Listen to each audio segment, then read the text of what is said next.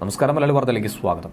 Indian റെയിൽവേയുടെ പ്രധാനപ്പെട്ട പണി 2 ദിവസം 2 കോടി ജനങ്ങളുടെ സഞ്ചാരമെന്നത് മാത്രമല്ല, തോട്ടിൽ കിടക്കുന്ന ഏതൊക്കെയോ മനുഷ്യരുടെ പല കോർപ്പറേഷനുകൾ പുറന്തള്ളുന്ന വിസർജ്യം കൂടി വാരുന്നതാണെന്ന് അനന്തപുരി മേയർ ആര്യ രാജേന്ദ്രൻ ഉത്തരവിട്ടിരിക്കുന്നു. കോർപ്പറേഷൻ പരിധിയിലുള്ളതും എവിടുന്നൊക്കെയോ വെന്നുപോകുന്നതുമായിട്ടുള്ള ജനങ്ങൾ വലിച്ചെറിയുന്നതും തുറന്നുവിടുന്നതുമായിട്ടുള്ള മാലിന്യം റെയിൽവേ വേണമെങ്കിൽ വാരി മാറ്റണമെന്നും ദുരന്തത്തിന് കാരണഭൂതൻ ഇന്ത്യൻ റെയിൽവേ ആണെന്നും ആരാധ്യയായ മേയർ മാലോകരെ അറിയിച്ചിരിക്കുകയാണ്. പിണറായി സർക്കാർ തന്നെ കേരളത്തിന്റെ മാലിന്യ സംഭരണിയായി മാറിയിട്ട് 2.5 കൊല്ലമായി. ഈ സർക്കാരിന്റെ ഭാഗമായ തിരുവനന്തപുരം കോർപ്പറേഷനും ജനങ്ങൾക്ക് ബാധ്യതയായ വല്ലാത്ത മാലിന്യമാണ്. ആമേഴഞ്ചാൻ തോട്ടിൽ അതിദാരുണമായി ശുചീകരണ തൊഴിലാളി മുങ്ങി മരിച്ച സംഭവത്തിന് ശേഷം മേയർ ആര്യ രാജേന്ദ്രൻ നടത്തുന്ന വിവരദോഷങ്ങളൊക്കെ നാടിന് അപമാനമായി ഇങ്ങനെ മാറുകയാണ്. അപകീർത്തികരമാണ്. തോട് സർക്കാരിൻ്റേതാണോ മാലിന്യം ജനങ്ങളുടേതാണോ എന്നതല്ല പ്രധാനപ്പെട്ട വിഷയം. എന്തുകൊണ്ട് നാറുന്ന മാലിന്യം സമയാസമയം നീക്കം ചെയ്യുന്നില്ല എന്നുള്ളതാണ് പ്രസക്തമായ ചോദ്യം.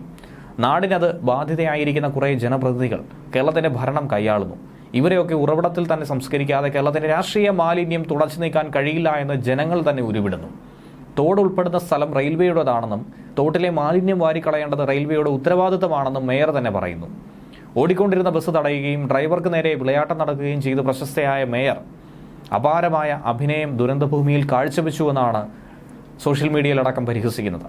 ഇന്ത്യൻ റെയിൽവേയുടെ വക സ്ഥലത്ത് അനധികൃതമായി മാലിന്യം തള്ളിയതല്ല പ്രശ്നം. തള്ളിയ മാലിന്യം റെയിൽവേ വാരി മാറ്റുന്നതിൽ വീഴ്ച വരുത്തിയെന്ന സിദ്ധാന്തം നന്നായിരിക്കുന്നു.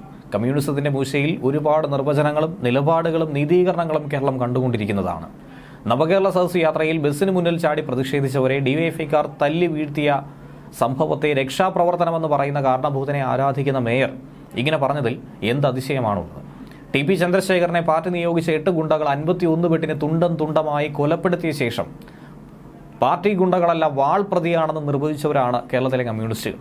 അധികാരം കിട്ടിയാൽ എന്ത് തെമ്മാടിത്തരവും ധിക്കാരവും വിളമ്പാൻ ലൈസൻസായി എന്ന് ഇവർ വിചാരിച്ചിരിക്കുന്നു. ഇവരിലധികം ആളുകളും വന്ന വഴിയും വളർന്ന വഴിയും മറന്നുപോയിരിക്കുന്നു. ചെറിയ പ്രായത്തിൽ തിരുവനന്തപുരം കോർപ്പറേഷൻ കൗൺസിലറും അപ്രതീക്ഷിതമായി മേയറുമായി അവരോധിക്കപ്പെട്ടതിന് ശേഷം ആര്യ രാജേന്ദ്രനിൽ സംഭവിച്ച ഘടനാമാറ്റം കേരളം കണ്ടതാണ്. മര്യാദയും മനുഷ്യത്വവും മേയറിൽ നിന്നും ജനവും നാടും പ്രതീക്ഷിക്കുന്നു. ജോയിയുടെ മരണത്തിന് ഉത്തരവാദി റെയിൽവേ ആണെന്നും നഷ്ടപരിഹാരം റെയിൽവേ നൽകണമെന്നും ഇനി ആരും മുങ്ങിമരിക്കാതിരിക്കാൻ റെയിൽവേ വിസർജ്യം വാരി മാറ്റണമെന്നുമൊക്കെയാണ് ആര്യ രാജേന്ദ്രന്റെ ഉത്തരവ്. കേന്ദ്രം ഭരിക്കുന്ന BJP ആയതുകൊണ്ട് തന്നെ മാലിന്യത്തിന് ഉത്തരവാദി കേന്ദ്ര സർക്കാരിന്റെ വകയായ റെയിൽവേയുമാണെന്ന് കമ്മ്യൂണിസ്റ്റ് പാർട്ടിക്കാർ പ്രഖ്യാപിച്ചു കഴിഞ്ഞു. പറ്റുമെങ്കിൽ കേന്ദ്ര റെയിൽവേ മന്ത്രി നേരിട്ട് വന്ന് വിസർജ്യം മാറി മാറ്റുന്നതിന് മേൽനോട്ടം നടത്തണമെന്ന് പോലും ചില വിവരദോഷികൾ ഇപ്പോൾ പറയുന്നുണ്ട്. തിരുവനന്തപുരം നഗരത്തിൽ വേണ്ടിടത്തോളം ശൗചാലയം സ്ഥാപിക്കാൻ കഴിവില്ലെങ്കിൽ മനുഷ്യൻ ഇങ്ങനെയൊക്കെ സാധിച്ചു പോവുക സ്വാഭാവികമാണെന്നും പലരും കുറ്റപ്പെടുത്തുന്നു.